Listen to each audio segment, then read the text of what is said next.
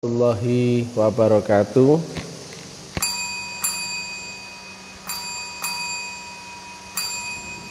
Om Swastiastu, Namo Buddhaya, Salam, Salam Rahayu, Salam Kebajikan, Salam Taklim Ma'rifat.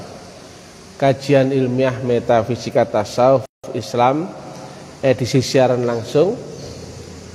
Judulnya adalah kenapa agama harus ilmiah, adalah agar kita bisa kebayang untuk bisa amaliyah atau praktek dibuktikan.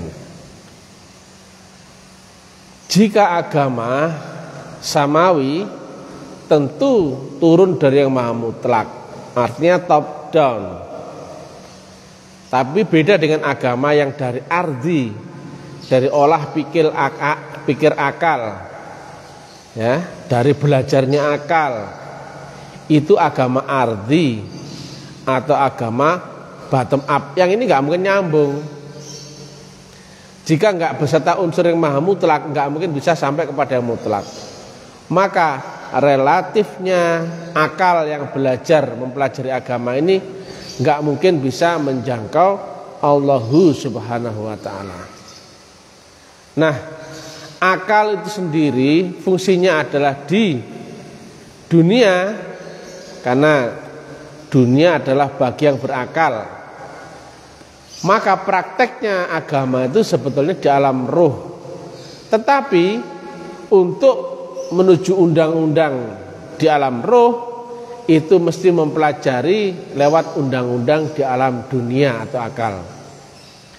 Teknologi di alam metafisika itu sebanding dengan teknologi fisika atau di alam fisika.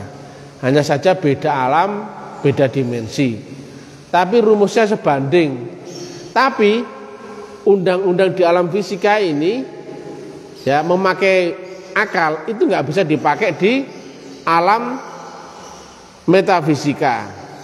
Undang-undangnya saja yang sama, tapi dimensinya yang berbeda, alatnya berbeda. Makanya akal nggak bisa dipakai di alam ruh, sudah lumpuh akalnya. Makanya akhirat mesti mati orangnya baru bisa tembus ke akhirat. Mati itu adalah mati akal atau melewati batasan tertinggi akalnya. Nah, ilmiah itu artinya logis, nalar dan sebagainya, agar segala sesuatunya itu bisa terukur oleh nalarmu, sinergi dengan akalmu, panca inderamu, dan mindsetmu, dan pikiranmu dan sebagainya itu bisa terfokuskan. Nah, kalimat Nabi al-aslamu ilmiun wa amaliyun, ilmiah itu artinya tadi ya, lanjutannya adalah agar ini bisa kau buktikan. Wa amaliyun artinya nanti arahnya adalah ke praktek pembuktian. Nah, ilmiahnya agama itu sangat tinggi, bahkan nanti akan melampaui undang-undang akalnya. Nah, ilmiah nanti ada saatnya melebihi daripada batas akal. Bisa kesini dia ilmiah itu. Kenapa? Tadi ya, nanti ketemu ilmiahnya roh, itu yang memakai faktor roh ini lumpuh dulu. Karena kecepatan akal itu sangat relatif, sedangkan kecepatan roh bisa sampai limit mutlak. Maka ada saatnya ilmiahnya akal keselip dengan ilmiahnya roh. Maka tetap undang-undangnya mesti ilmiah, walaupun kadang suatu saat akal ini kadang belum bisa menerima nalar logisnya, tapi lama-lama baru mengerti. Itulah keterbatasan akal yang relatif. Contohnya begini, hubungan manusia yang melebihi batas kemampuan manual, contohnya bisa dilakukan dengan handphone. Nah, secara akal awalnya dulu nggak mungkin. Nah, begitu ketemu teknologinya, barulah akal bisa membenarkan. Atau juga ada kalimat, dulu nanti ada benda yang bisa melayang, terbang di langit walaupun dia beratnya berton-ton. bisa memuat ratusan manusia. Wah, mana mungkin, spidol aja jatuh loh, apalagi benda yang kau sebut itu dulu saat akalmu belum sampai nalarnya. Tapi begitu pesawat sekarang muncul, nah, kita baru bisa memahami itu. Apa saja demikian. Awalnya itu masih metafisik karena akal nggak menjangkau, tetapi lama-lama dengan naiknya teknologi, maka kemudian metafisik itu lambat laun menjadi fisik. Demikian seterusnya. Metafisik menjadi fisik, metafisik menjadi fisik terus. Nah, jadi teknologi itu nanti akan sinergi dengan perbandingan fisik dan metafisik. Dia mempertemukan itu. Maka hukum sunatullah yang turun dari langit itu pasti bisa dibenarkan oleh akal, pasti. Apapun itu, walaupun mohon maaf ya, ada banyak hal yang nggak terjangkau dengan akal manusia. Lama-lama pun akan bisa terjangkau. Itu kan karena keterbatasan akalnya saja. Jadi akal ya, ilmiahnya agama itu sekali lagi ya, ada saatnya melampaui batasan akal. Dia kesini dia. Karena apa? Ilmiah itu nggak harus akal ya. Ada saatnya ini memakai roh yang itu kecepatannya, faktornya berkali-kali lipat ketimbang akal. Maka metafisika yang namanya, yang kami sering gaungkan, yaitu metafisika ultra, itu adalah metafisika memakai gelombang roh tetapi menerangkannya di alam akal. Itu yang kami sampaikan, bahwa ilmu hakikat itu sudah ilmu praktek di alam roh, tetapi logika nalarnya kemudian menerangkannya mesti di alam akal. Ya, prakteknya di sini tapi menerangkannya di sini. Inilah tarekat. Prakteknya sudah di hakikat. Nah, kenapa kok mesti ilmiah? Agar nalarmu ketemu, nalarmu membenarkan, akalmu pun sampai. Karena apa? Jika engkau menghadapi sesuatu yang nggak mungkin, pasti kamu nggak ingin membuktikan. Contohnya begini, kalau ada tawaran ya, ada tawaran, mau nggak kamu ikut piknik ke bulan, bayarnya 5 miliar dolar misalkan. Kamu pingin nggak? Nggak mungkin, ya nggak akan pingin, karena nggak kebayang akalmu. Apa saja nggak kebayang akalnya, nggak akan kepingin untuk membuktikan. Nah, makanya agama itu mestinya diterangkan dengan bahasa yang masuk akal, universal, fair, nalar ketemu, sesuai dengan existing zamanmu sendiri loh ya, bukan zaman orang dahulu. Agar kalau demikian, loh gampang ya, loh iya ya, loh ini bener ini gampang dimengerti ini. Nah, kebayang untuk bisa mempraktekkan. Makanya lanjutannya ilmin adalah wa'amaliyun, yaitu kau amalkan. Contohnya, apakah kamu pernah kebayang untuk sesuatu yang tidak pernah kau anggap mungkin? Enggak bisa. Kamu menginginkan sesuatu itu karena mungkin di dalam mindsetmu. Apa saja begitu.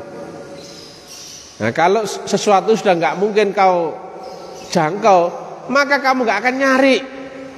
Contohnya apa? Selama ini banyak menerangkan akhirat, itu nanti setelah mati dan sebagainya. Maka kamu nyari akhirat enggak sekarang? Enggak ada toh. Termasuk enggak ada menerangkan wujudnya Allah dengan ilmiah. Enggak ada menerangkan toh. Maka kamu nyari wujud Allah enggak? Enggak toh. Ketika kamu terdogma Rasulullah enggak ada di zaman ini, sudah mati manusianya, maka kamu nyari Rasulullah enggak untuk membuktikan Rasulullah ada di zamanmu sendiri? Enggak toh. apa saja kalau itu sudah ketutup dari akalmu karena tidak ilmiah, tidak logis, tidak bisa mudah kau mengerti, sulit kau bayangkan, nalarnya pun nggak terjangkau, engkau pun nggak mungkin berusaha membuktikan. Itu masalahnya. Padahal surga neraka, akhirat, Allah, Rasulullah, kubur, barzah, mi'raj, itu semuanya adalah bisa dibuktikan.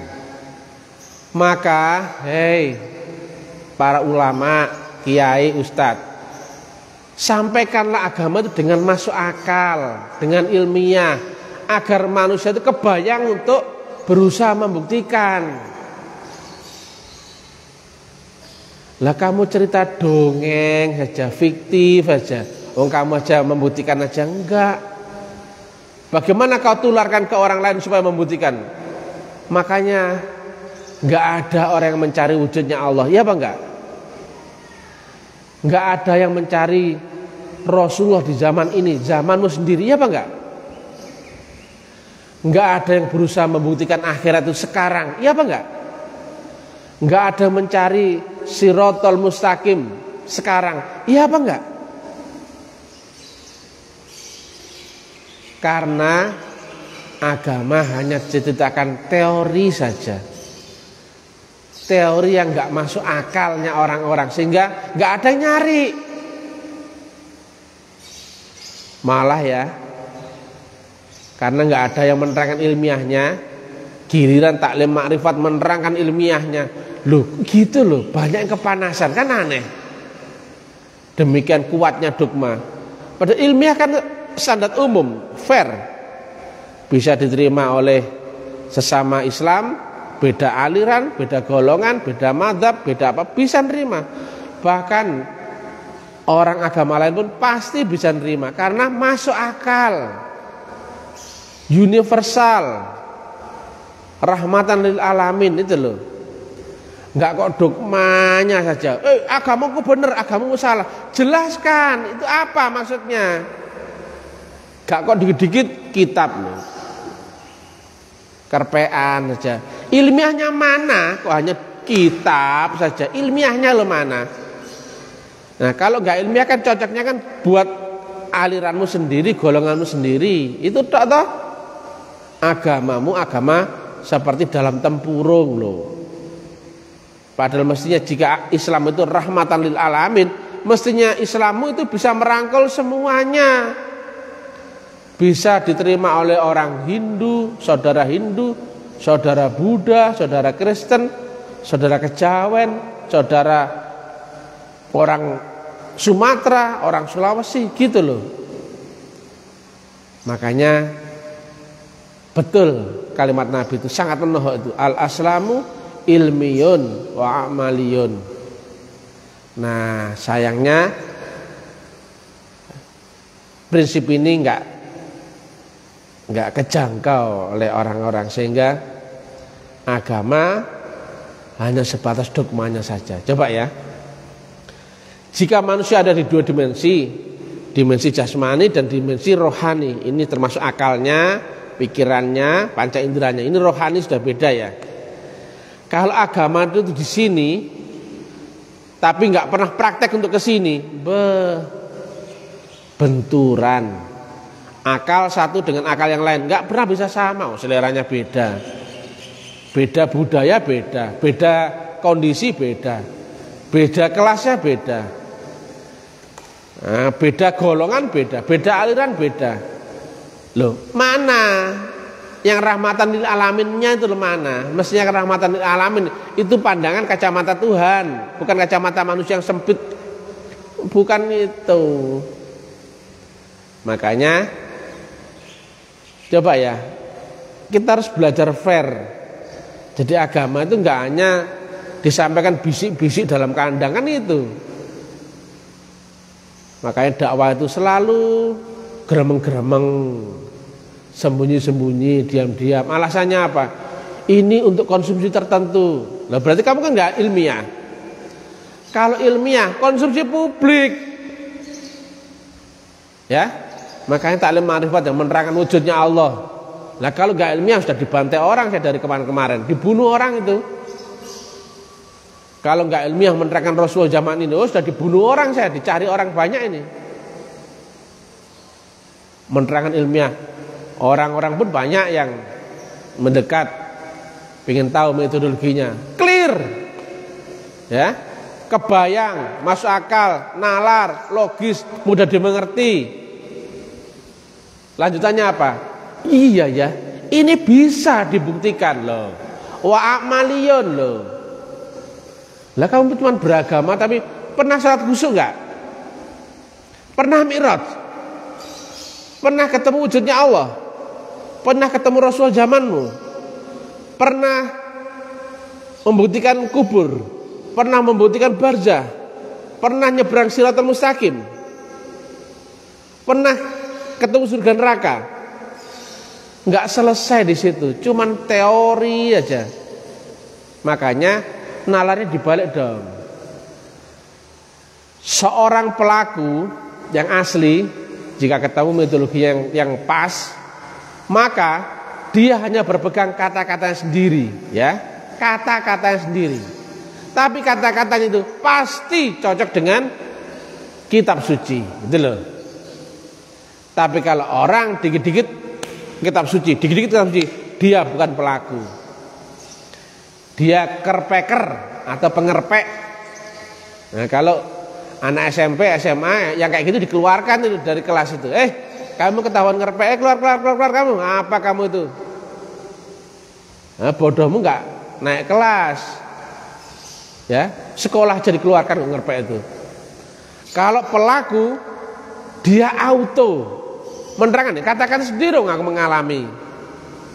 Tapi cocokkan dengan dalilnya ada apa enggak? Ada, pasti ada. Cocok pasti cocok gitu loh. Nah dikit-dikit buka gini loh. Pengalamanmu mana? Membuktikan itu mana? Kalau kamu membuktikan jelas semuanya. Syahadat itu contohnya paling rendah aja syahadat. Aku bersaksi loh. Pernah kau saksikan? Bulet jawabannya. Ya aku ini Allah. Semua ini ada karena Allah. Lah kok ngono? Satu orang dengan satu orang lain beda pendapat. Akhirnya apa? Begini benturan. Enggak ilmiah. Demikian juga Rasulullah.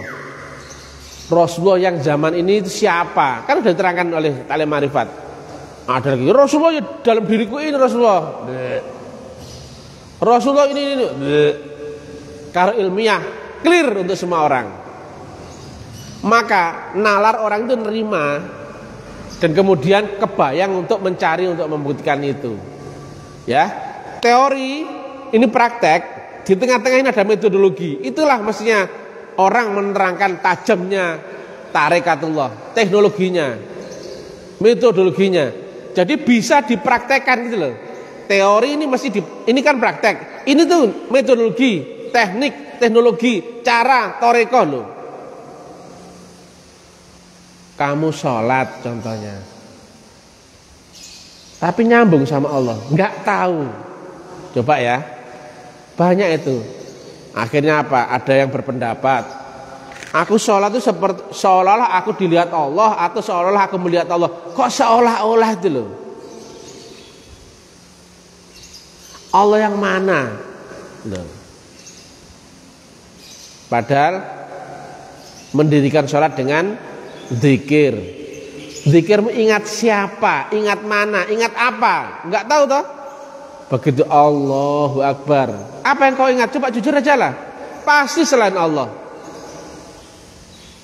Adalah bayanganmu sendiri, ingatanmu sendiri yang kau sembah. Loh. Sudah enggak cocok. Nah, subjektivitas itu malah mestinya dihilangkan. Makanya lanjutannya objektif itu ilmiah. Kalau subjektif nggak ilmiah, itu pandanganmu sendiri. Jadi objektif, ilmiah, baru kemudian amaliyah itu bisa dibuktikan.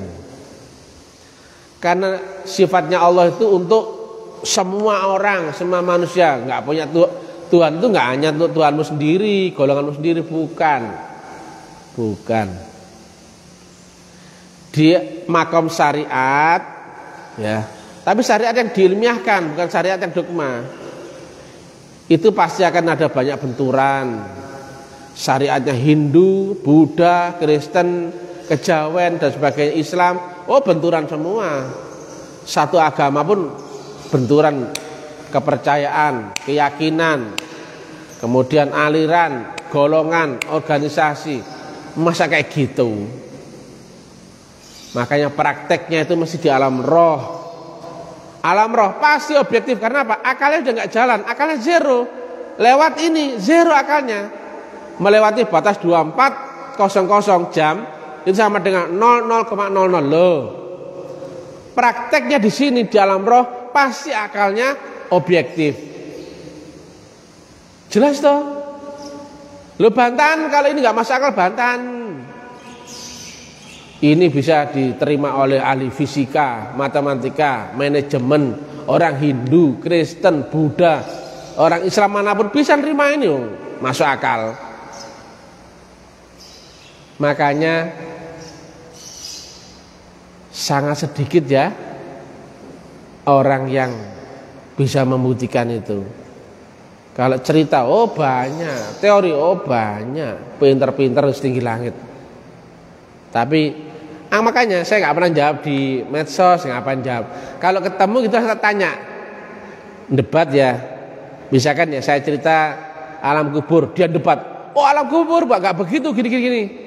Terus bagaimana? Kan gampang.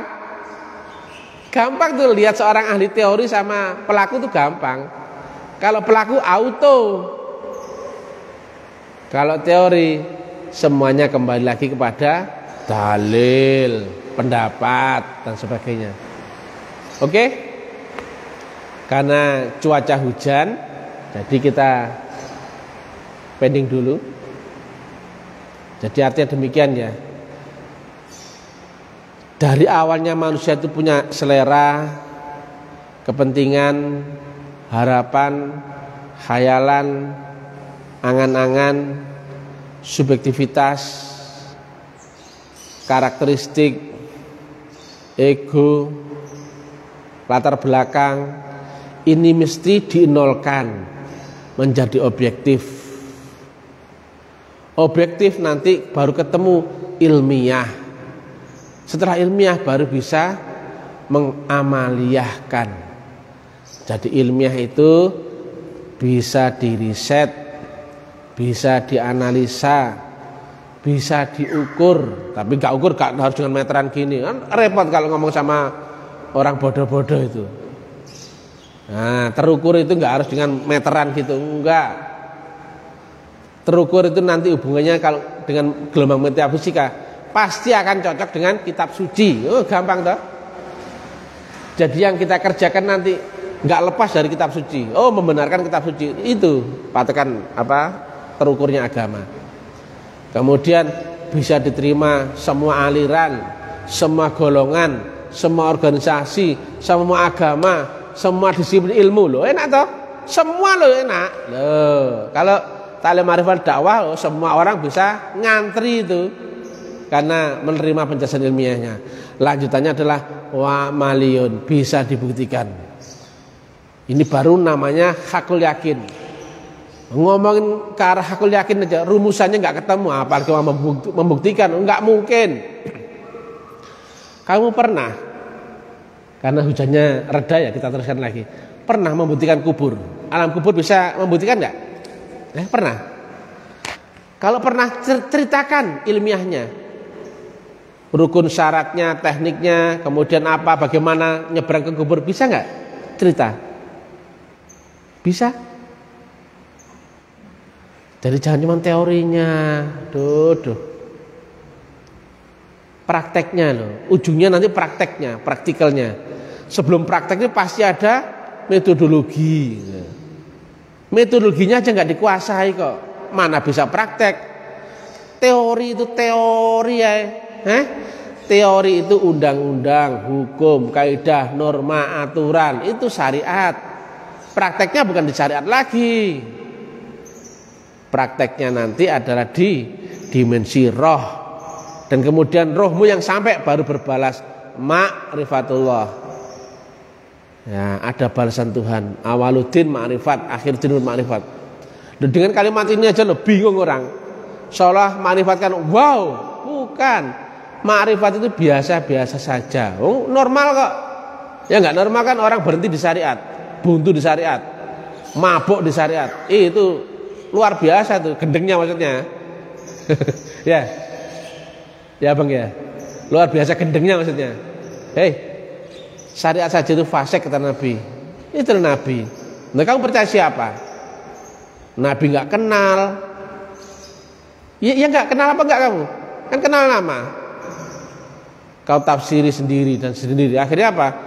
Yang muncul adalah yang dominan adalah keyakinanmu sendiri. Kan keyakinanmu, bukan universal keyakinan semua orang, bukan ilmiah.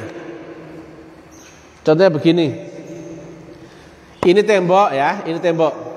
Ada suara kresek kresek kresek. Ya. Kamu yakini ini apa? Tikus. Orang lain enggak. Itu nyambe. Satu lagi kucing.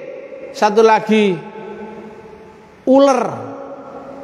Loh, itu kan cuman keyakinanmu masing-masing. Mestinya kau buka lo penyu gitu loh.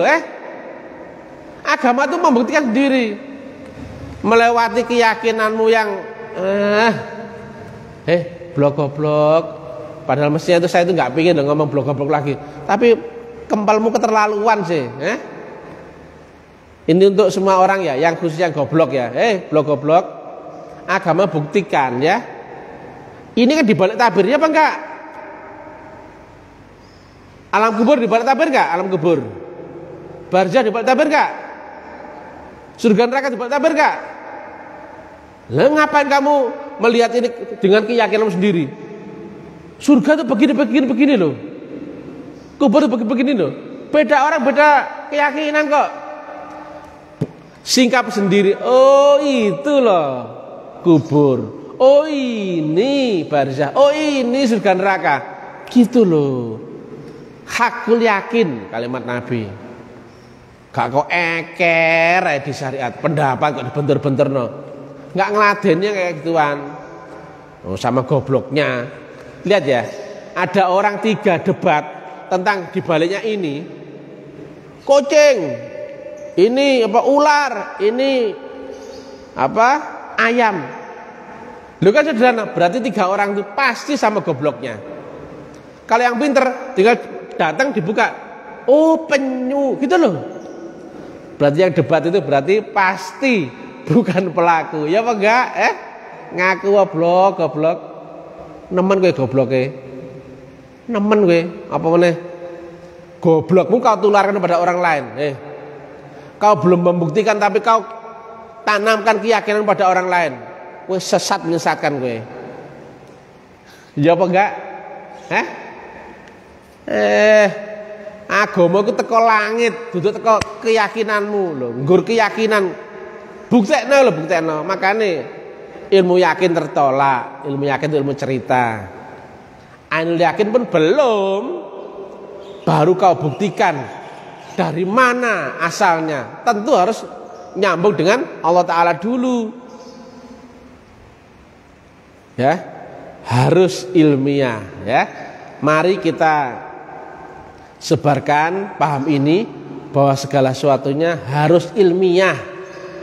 Hindu pun harus ilmiah, Buddha harus ilmiah, Kristen ya harus ilmiah, Islam ilmiah. Ketemu itu nanti. Agama nanti rukun. Kalau enggak ilmiah bentetan aja. Iya, iya apa enggak?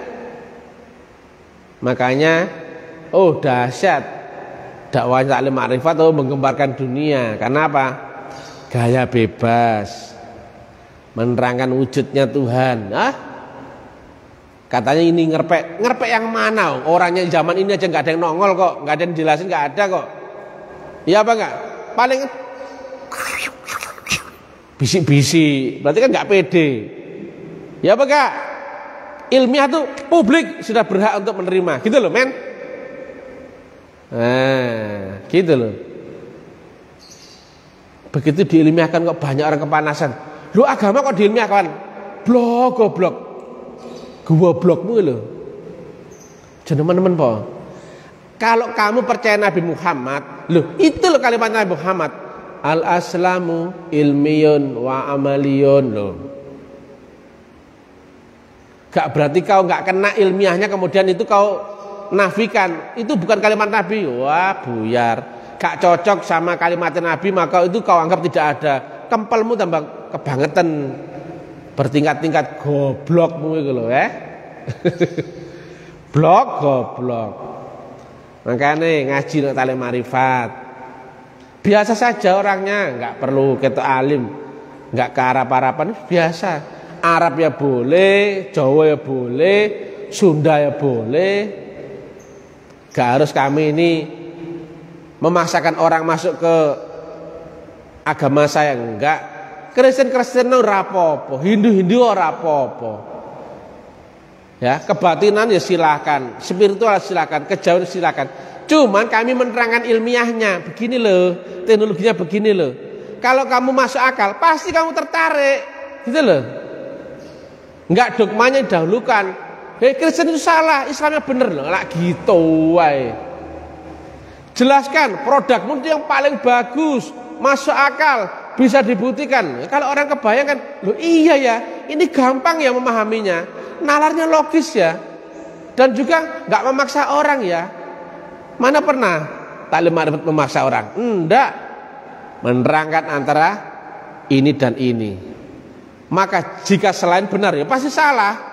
Bukan menyalahkan orang loh ya. Kalimat objektif itu memang rasanya menyakitkan bagi yang subjektif. Kenapa? Dia terkoreksi dengan dirinya. Saya kan nggak menyalahkan orang. Juga nggak menyalahkan guru-guru yang lain, nggak pernah. Cuman logikanya contohnya ya, jika gurumu tidak mutlak, maka nggak akan sampai kepada mutlak loh. Maka kepanasan semua orang kan gitu. Itu hukum alam. Kalimat objektif pasti menyapu rata yang subjektif. Nah kenapa kok sakit hati? Berarti nggak objektif kan gitu. Taklim ma'rifat nggak pernah maksa orang. Oh nyebut nama gurunya saya nggak pernah. Nama tarikatnya saja lo nggak pernah. Iya apa enggak? Apalagi teknik di dalamnya. Belum nanti. Itu hanya di dalam. Tapi kita hanya menerangkan nalar ilmiahnya agama. Yang itu sifatnya untuk semua orang. Logis, masuk akal, terukur, sesuai dengan zaman kita masing-masing. Kemudian sesuai dengan hukum sunatullah, sesuai dengan dalil, sesuai dengan ilmu pengetahuan eksakta. Loh, enak toh? Semua bisa menerima. Makanya santai. Kita pakai gaya bebas, gaya sombong misalkan, tetap dicari orang. Gaya biasa-biasa saja, tetap dicari orang. Ayo, iya apa enggak? Gaya apapun loh, karena kami menerangkan ilmiahnya, tetap dicari orang. Blok goblok, di atas angin kok. Jauh di sini loh, kamu di sini ketinggalan jauh. Makanya gak nyambung dijak ngomong ilmiah. Nah kalau taklim ma'rifat ngomong di luar negeri itu cepat diterima orang. Oh nalar logis, excellent. Ya. Jadi karena standar berpikirnya orang sana ya lebih tinggi karena Islam, mohon maaf bukan Islam ya, maksudnya orang sini itu kebanyakan mabuk di dogma, sesuatu yang nggak masuk akal tapi dipercaya. Kalau nggak masuk akal itu jangan dipercaya, buktikan dulu gitu loh. Sudah nggak masuk akal kau percayai, kau mempercayai sesuatu nggak masuk akal dong. Mana ilmiahnya? Makanya agama itu harus ilmiah agar bisa diterima semua orang. Kamu terangkan metodologinya, kamu terangkan teknologinya, pasti orang tertarik. Enggak kok surga nerakanya kau terangkan, dari mana jalannya gitu loh, terangkan. Bagaimana membuktikan surga neraka gitu loh. Mi'raj saja enggak pernah bisa nerangkan, ya apa enggak? Wujudnya Allah saja loh, enggak ada yang bisa nerangkan toh. Rasulullah zaman ini loh, pernah bisa nerangkan. Mana orang yang berani terang-terangan jelaskan Rasulullah zaman ini siapa? Ayo. Ada nggak ininya? Ada nggak orangnya? Wujudnya ini ada nggak? Ada nggak sampai saat ini ada nggak? Yang menerangkan wujudnya Allah terang-terangan saat ini ada nggak orang ini? Ada nggak? Jawaban jujur. Teknik Mi'raj ada nggak jelasin? Menembus akhirat sekarang ada nggak yang jelasin? Loh begitu taklim ma'rifat jelasin kok pada banyak yang marah, loh aneh. Loh agamamu itu apa? Mereknya saja yang sama, mereknya, tapi nggak lewat metodologi yang sama. Ujungnya nggak sama, cuman merek. Mereknya banyak, ada yang asli, ada yang KW palsu. Oke? Karena hujan ya, suaranya agak terganggu. Mudah-mudahan manfaat. Salam taklim ma'rifat. Ikuti uraian kami. Nah, sekarang sudah banyak di YouTube. Boleh share, like, subscribe, tidak masalah. Agar banyak orang yang tercerahkan dengan uraian-uraian taklim ma'rifat. Bukan kami pasang badan supaya kaya, supaya terkenal. Enggak, ngapain. Kalau saya mau terkenal sudah saya pakai peci tak gini. Saya biasa saja kok. Lihat ya, resiko dakwah kayak gini dibenci orang loh. Kalau saya cari enak, saya berusaha untuk nggak dibenci orang. Resiko dakwah kayak gini dibenci orang, dimusuhi sama banyak orang. Karena kalimat kami lugas, jujur, apa adanya, terang-terangan. Maka orang yang subjektif marah sama saya loh. Kayak gitulah nalarmu kan nggak menjangkau itu. Kamu kira kan taklim ma'rifat cari tenar? Enggak, ngapain tenar? Kalau cari tenar dari awal-awal sudah nongkrongin mukanya apa enggak? Enggak pernah dulu, enggak pernah nampangin muka, enggak pernah. Tapi karena sudah banyak yang mulai memahami, akhirnya baru kita terangkan lewat video langsung gini. Oke? Kebangkitan untuk semua orang ya. Hindu saudaraku, Buddha saudaraku, Kristen saudaraku, semua saudaraku, Islam apalagi, semua saudara. Objektif itu nggak membedakan warna kulitmu, latar belakangmu, bajumu, apamu, nggak ada. Jadi objektif itu fair. Ilahi antamasudi, waridho kamarubi. Wassalamualaikum warahmatullahi wabarakatuh.